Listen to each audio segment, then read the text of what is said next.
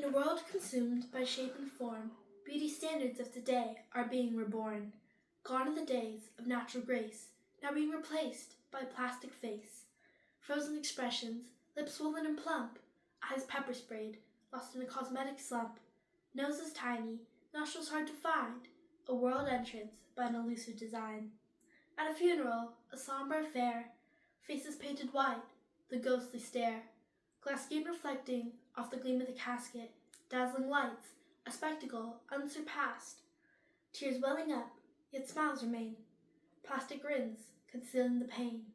A wedding adorned with flowing attire, but not a single soul, just for a crown's desire. Models on a runway, not brides to be, revealing clothes, bearing all for all to see.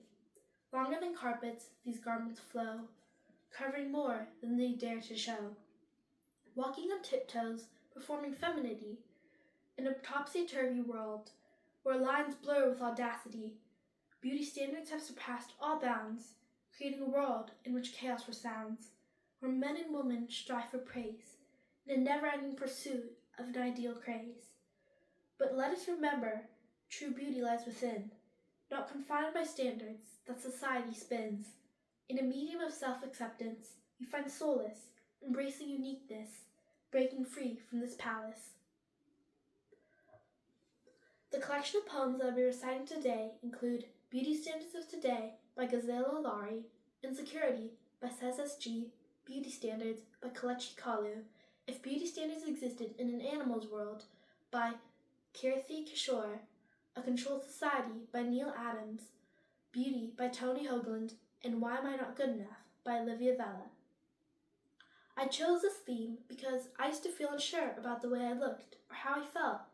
Looking back, I realized that we shouldn't have to conform to society or its standards. What is this I feel? As if nothing in my life seems real. Confusion engulfs me. Please wake me up from this reverie. I have so many questions, yet deep down I know the solutions. But still, I can't understand my insecurity. Will someone explain my anxiety? I'm crying out for help, but no one seems to comprehend. Can't you at least notice this atmosphere of unease? One day in the season of hope, I pray that I'll have fortitude to let somebody look in and journey my uncertainty within.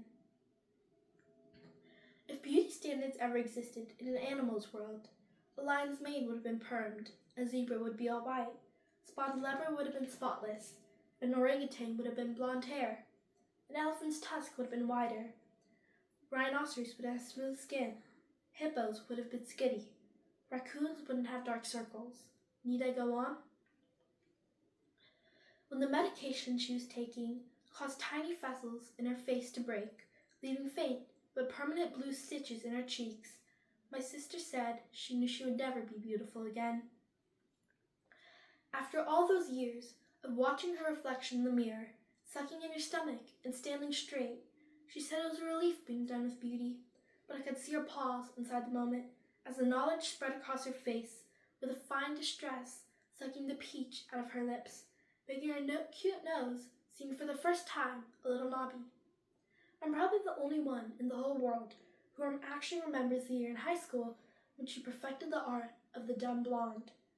Spending recess on the breezeway by the physics lab, tossing her hair and laughing that cannery trill, her specialty. Or how she spent the next decade of her life auditioning a series of tall men, looking for just one with the kind of attention span she could count on. Then one day, her time of prettiness was done. It was over. And all those other beautiful women in the magazines and on the streets just kept on being beautiful everywhere you looked, walking in that kind of elegant, disinterested trance in which you sense they always seem to have one hand touching the sacred place that keeps their beauty safe, inhaling and exhaling the perfume of it. It was spring, season when the young buttercups and daisies climb up on the mulched bodies of the forearms to wave their flags in the paradise. My sister just stood still for 30 seconds, amazed by what was happening, then shrugged and tossed her shaggy head as if she was throwing something out, something she had carried a long ways, but had no use for anymore, now that it had no use for her. That, too, was beautiful. Every look you take in the mirror distorts your vision. It gets less clear. Society's foolishness knows no bounds. Now you judge your self-worth in pounds, obsessed with attaining the lightness of a feather. Only heaven knows what kind of chemicals and rituals help them ascend to their pedestals and pinnacles, walking thin lines and borders. If it isn't natural, it isn't meant to be. My plea to you is clear and candid. Never torture yourself to fit beauty standards. As you gaze into the bathroom mirror, you see a stranger that somehow stole your reflection and replaced it with a completely different girl. Every part of your outfit is uncomfortable, but even though you spend hours trying to look good, you will never be pretty as those other girls in school. You are actually holding back a few tears, but you feel like you are holding back a tsunami of emotion.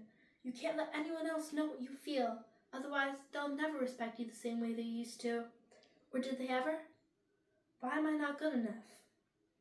You take each comment, each judgment, each assumption, each opinion, and with it, your self-esteem plummets like a sinking ship down into the dark and dreary depths of below. But society is wrong. You're loved, you're precious, you're beautiful, you're talented, and most of all, you're good enough.